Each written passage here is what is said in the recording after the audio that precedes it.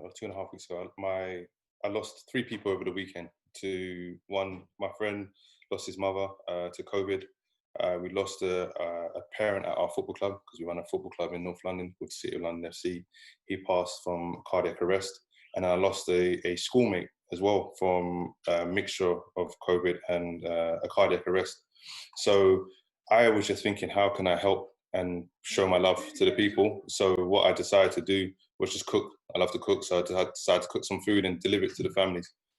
This is what I did. So as I was on my way back from Brixton to the next drop-off, I was going through Walworth Road through Camberwell, and I literally saw two boys being stopped by police, the TSG van, and I literally just went, no, let me stop. Let me check if they're okay. So I wound down my window. I was across the road and said, boys, are you okay? One black, one white one. So you guys okay? And they looked over kind of surprised, like, yeah, we're okay. I'm like, you sure? You sure? I'm just making sure everything's all right. And all the police officers obviously turned around, and I was like, all right, just checking. And then I just went on my way. So I'm fasting for Ramadan, but I'm not Muslim. I've fasted for Ramadan for the last 7 years, just as a way of self-discipline, but also to understand that we're lucky to have food and put myself in the shoes of other people.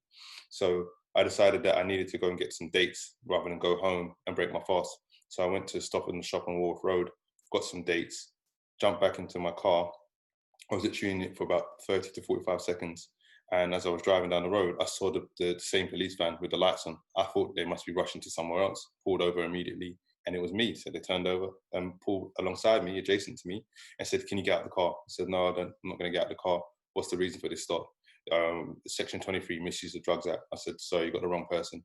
And then they were just being overzealous, and the woman that came to my window was being aggressive and saying, right, I need to see what's in the car. I said, you don't need to see what's in my vehicle. You need to tell me why you stopped me and what the reasons are and the justifications for that. So she was just being just totally rude, and she wasn't practicing any social distancing. Came up to my window because I wound it down to speak to them, and she was right, like literally by my face. I said, look, can you enforce a social distancing? This is what you guys are supposed to be enforcing at this matter of time. She refused. So I just said, right, I'm going to get out of the car. So I got out of the car, I said, what's the actual issue? I'm out here delivering food to friends. I'm an upstanding man in the community. I run a mentoring organization. Check who I am. Google it. Write my name. Check on your system and see if I've got any priors or anything. There's no markers on the car.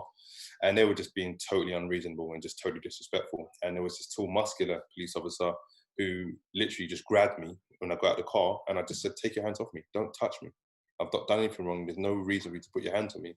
So it was very intimidating. And I've been in situations like that before where it's got out of hand because it's a total disrespect, and it's just based on racial profiling and stereotyping and thinking that you're something that you're not.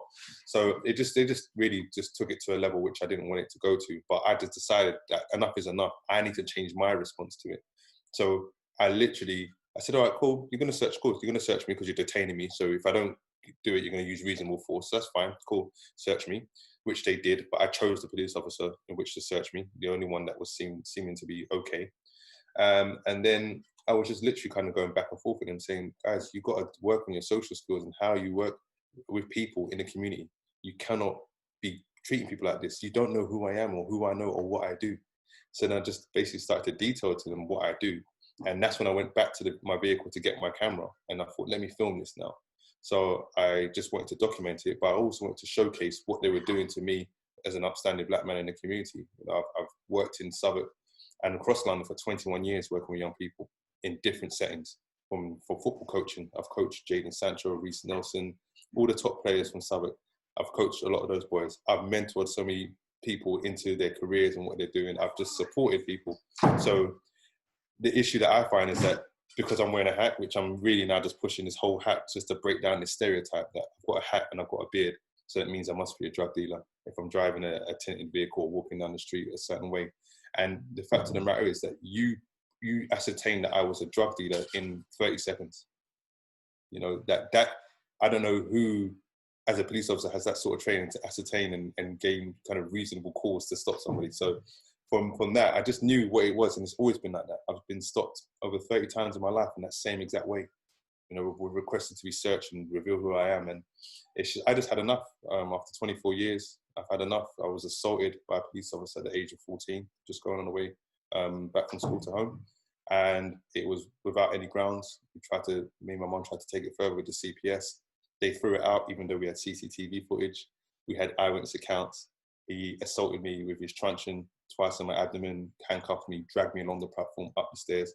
So my view of the police was already skewed as a 14-year-old. But when that happened, I couldn't stand the police. I actually despised them. So anytime I had any encounters with them, it would always be that underlying anger and that injustice that I suffered. So, and just knowing how they treat us as Black British citizens, and they seem to treat us like we're foreign enemies or something like that, you know, and we're contributing to the community in so many different ways. But it's just an absolute disrespect and a total disregard for my reputation as a man in the community who's built that up slowly for over 21 years. You know, as I said, I'm upstanding. I do what I can for my community. Everyone knows this. And the fact is, they stopped me on a main road, a high street, and there could have been a head teacher from one of my schools driving past. Someone could have seen me and be like, I saw Sace being searched by the police. They look like there might have been drugs. That's what people will assume.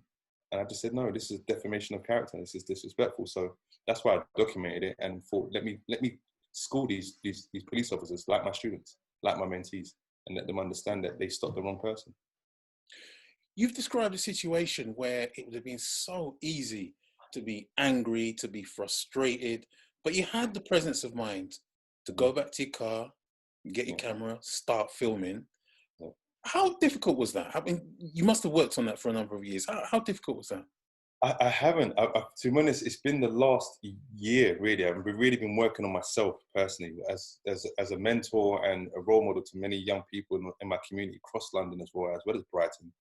I have to showcase the change I want to see in young people. So I just felt that this was just like a eureka moment for me, where it was like, if I give them that negative energy, that comes back twofold, tenfold, whatever it may be. So I had to be in control of my emotions. And that's what's difficult for us as Black people, because we don't have so much power in the community. So we feel that injustice, that oppression on a daily basis. And then when you're being victimized by police officers, that comes to the fore. And that's what happens, is that, especially me as a Black man, managing my emotions and regulating that has been difficult because of the pressures that you face on a daily basis, and not showing your emotions as well, and not actually embracing that. So that's what makes it difficult. And now I think we're in a time now we have to talk openly about our emotions as men, as women, the Black experience in the UK and abroad. We have to make it, you know, commonplace, where we discuss it and everyone is comfortable and has a safe place. So this is why I just felt that I have to change my approach. If I change my approach and show that I'm above them in terms of my level and my standing in the community and as a person, then they're going to have to respect me. And with the network that I've built up over the last 4 years, especially with Mentivity, and the people that I know in the community, councillors and local police, people know who I am. So for them to do this to me, imagine what they're going to do to a 16-year-old, a mentee of mine. Like, it's just, and not being supervised and not being accountable. So this has to stop. And we have to showcase that by following the correct channels and speaking to the right people, that these police officers will be and have to be held accountable. And we need to have a new system of holding these police accountable in terms of independent panels which reflects the demographic of the community the police serve. So that's where I am taking this. And it's been a blessing in disguise, because now it's just literally created a movement now where I'm feeling my community behind me. I'm really feeling the love for my community. And it's not just the Black community. I'm getting messages from people from all walks of life, from different cultures. And they understand that this is overzealous and we have been targeted for far too long. If it's not the Black Caribbean or Black British population, it's the Black African. If it's not the Black African, it's the Muslim community. If it's not them, it's the Irish. It's always been somebody. And the fact is that this is a kind of gang mentality approach from the police, you know, an ambush tactic to actually create division in the community, but create responses which are going to then allow them to fulfill their stop and search targets, and which are now obviously behind because of COVID. And that's what I'm learning now. So we just got to understand these systems, understand our rights, and really feel empowered that we can make a change as a collective. You've clearly described the incident that took place as racial profiling. And that is most likely what a lot of people watching this video in the Black community will also say. So I'm interested to know how the police have engaged with you since the video has gone viral. Well, they've had no choice to engage with me because I've forced their hand in that matter because I've raised the visibility. You know, after a week, I had to sit on it for a week because as a black person in this country, you have to think twice before you do anything. So by putting that out, I was thinking, right, my family, what's going to happen? Am I going to be subject to more stop and search and targeted by the police because I've spoken out? And you know, in terms of this country, we know there's issues with racism. And if you go on Twitter, you go on any social media platform, people can readily share their views. You know, no one's immune to it now, and they can actually be quite just nasty, to be honest. So I was conscious of that, and I have a 13-year-old son. So I've got to think about all these things before I even speak out on injustice, which isn't right. Like, I should be able to speak out on any injustice at any time, despite who it's been given by. So it was important for me to speak out on it and showcase to people that we can do this, we can change this, because by holding them accountable and raising the visibility of what they are doing to us, especially during this pandemic, and not practicing social distancing, putting me at risk because the police have not been tested. I asked them in the video, have you guys been tested? How am I to know that you're not infected? I'm currently living and looking after my gran who's 86 years of age and she's vulnerable. So now I go back into the household because you guys decided to stop me because you felt that I look like a drug dealer based on your 30-second or 45-second perception of me, which is just a joke, really. It really is a joke. And for once, I'm not angry about it because I can actually do something about it. And I can actually mobilize. I feel like I can mobilize the community to get behind this. And I've spoken to the Chief Inspector, Anne-Marie Cowley for Lambeth and Southwark. I have a meeting with her next Thursday. I'm in dialogue with those around the Borough Commander, Colin Wingrove, for Lambeth and Southwark. So now it's about showcasing to people that, right, this is what you do in these matters of injustice with the police. And we have to keep raising this because since this has happened to me, I've seen about 10 of these same situations, probably worse, because they've used handcuffs. My friend Dwayne Francis, they did that. He's a teacher.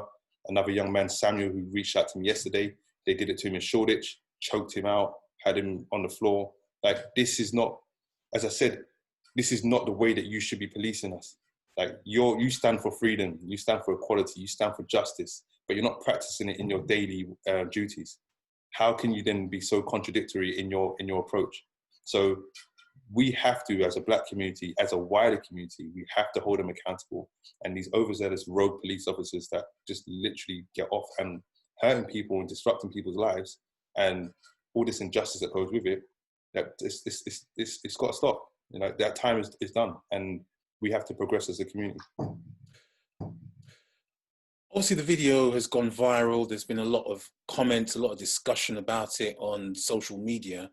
But I think that reflects the fact that there are a lot of people in our community who respond to it because they've gone through similar situations, similar circumstances. So given that, how confident are you that it's actually ever going to change, that the police are ever going to stop disproportionately targeting young black men in particular? So for me, I think it's about infiltrating the system. And when I mean infiltrating, I mean that we do have to have more police officers that represent our demographic and represent the black British population. That's controversial in itself because everyone has a skewed view of the police and how they've treated us. And if you're a black officer in the Met, then you're already a sellout. And that's how we look at it. But we've got to stop having that approach, because if they're there and they're representing us and they're then overseeing a situation where this might be happening, they speak up on it, then they've got our back because they understand what is going on. And officers that are stand by and let this happen, they're just as bad as the ones that are carrying it out. Like, you cannot be a police officer and not stand up for injustice. Like, it doesn't make any sense. But for me, I've already been asked to be on the independent advisory group for stop and search for Lambeth and Southwark. Like, these things I'm actually going to just follow up now. We need to be sitting on boards and advisory groups. We need more representation for people that are actually doing the work in the community, not just the tokenistic leaders that we have in the community.